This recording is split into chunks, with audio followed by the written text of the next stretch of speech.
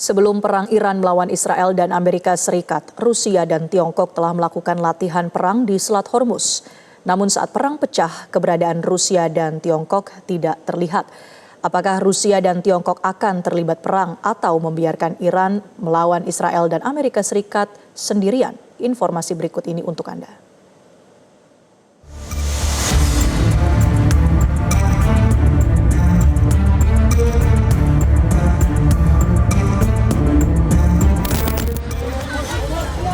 Zionis Israel dan Amerika Serikat membombardir rumah sakit anak Gandhi di Teheran, Iran. Zionis juga membom gedung televisi hingga gedung bulan sabit merah. Sejumlah pasien dilaporkan telah dievakuasi usai rumah sakit anak Gandhi di Teheran, Iran menjadi target serangan teroris Zionis Israel dan Amerika Serikat. Sebelumnya, Zionis juga membom gedung organisasi kemanusiaan bulan sabit merah. Sejumlah rumah sakit lainnya juga terdampak. Di sisi lain, Garda Revolusi Islam Iran telah mengumumkan dalam pernyataan ketujuhnya bahwa Iran berhasil menargetkan kapal induk Amerika Serikat USS Abraham Lincoln. Iran juga berhasil menembak jatuh drone MQ-9 milik Amerika Serikat.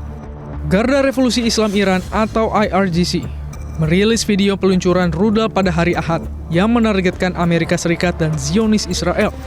Rudal ini ditembakkan pasca Zionis Israel dan sekutunya membunuh pemimpin revolusi Islam Iran, Ayatullah Sayyid Ali Khamenei. Sistem pertahanan udara Iran berhasil menembak jatuh drone MQ-9 Reaper milik pasukan militer Amerika Serikat. Pasukan IRGC menembak jatuh drone yang terbang di wilayah selatan Iran itu. Drone canggih MQ-9 ditembak oleh sistem pertahanan Iran saat melintas di wilayah kendali Tehran. Bagaimana profil kekuatan militer antara Israel dan Iran? Dari laporan Global Firepower 2026, Israel menempati peringkat ke-15 militer terkuat dunia, sementara Iran berada di posisi ke-16. Israel menang telak dalam hal teknologi dan modal. Anggaran pertahanan Tel Aviv mencapai 34 miliar dolar atau 4 kali lipat dari Iran. Namun Iran memiliki jumlah pasukan yang besar, yakni 610.000 personil, jauh melampaui 169.000 tentara aktif Israel. Di udara, Israel merajai dengan 239 jet tempur, sementara Tehran kuat di darat dengan lebih dari 2.600 tank dan 1.500 unit proyektil roket mobile. Secara keseluruhan, Israel unggul dalam teknologi udara, sementara Iran unggul dalam kuantitas personil, logistik darat, dan armada laut. Duel dua kekuatan besar ini kini berada di titik paling kritis. Di tengah saling serang antara kedua pihak, banyak orang yang bertanya-tanya, apakah Rusia dan Tiongkok yang sebelum perang pecah sempat melakukan latihan perang bersama Iran akan terlibat membantu Iran atau tidak? Sejauh ini, kedua kekuatan besar dunia itu tidak terlihat melibatkan diri secara langsung. Sikap Rusia dan Tiongkok terhadap perang Iran melawan Israel dan Amerika Serikat hanya ditandai dengan kecaman keras secara diplomatik, namun tetap menahan diri dari intervensi militer langsung. Rusia mengecam serangan udara Amerika Serikat dan Israel ke Iran, terutama setelah laporan kematian pemimpin tertinggi Iran, Ayatullah Ali Khamenei. Presiden Vladimir Putin menyebut tindakan tersebut melanggar moral dan hukum internasional. Meskipun merupakan sekutu strategis, Moskow dinilai belum berada dalam posisi untuk memberikan dukungan material yang signifikan kepada Tehran karena fokus sumber dayanya masih tertuju pada konflik Ukraina. Sementara itu, Tiongkok secara konsisten mendorong penyelesaian melalui dialog dan jalur diplomatik. Beijing mendesak semua pihak untuk menahan diri guna mencegah eskalasi lebih lanjut. Menteri Luar Negeri Tiongkok menyatakan bahwa pembunuhan terhadap pemimpin negara berdaulat tidak dapat diterima. Sebelum perang pecah, pengamat Timur Tengah mengatakan bahwa Rusia tidak akan melibatkan diri secara langsung membantu Iran. Begitu juga Tiongkok. Itu berkaca pada perang 12 hari antara Iran dan Israel yang terjadi pada pertengahan tahun lalu. Dan analisis itu terbukti benar. Kalau berkaca dari perang tahun lalu, memang Rusia tidak memberikan dukungan apa-apa. Mungkin dukungan statement politik ada untuk memberikan dukungan terhadap Iran. Tapi itu akan terbukti nanti kalau memang perang itu terjadi jangka panjang, karena itu akan mempengaruhi global, masalah ekonomi, terus pasokan pangan, dan segala macam, itu akan sangat terpengaruh.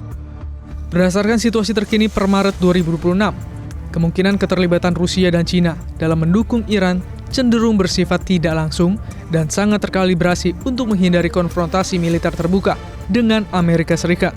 Para analis menilai keterlibatan militer langsung seperti pengiriman pasukan tempur sangat tidak mungkin karena Rusia masih memfokuskan sebagian besar sumber daya militernya pada perang di Ukraina. Sementara itu, Tiongkok sangat menjaga stabilitas hubungan dagangnya dengan Amerika Serikat di bawah pemerintahan Trump.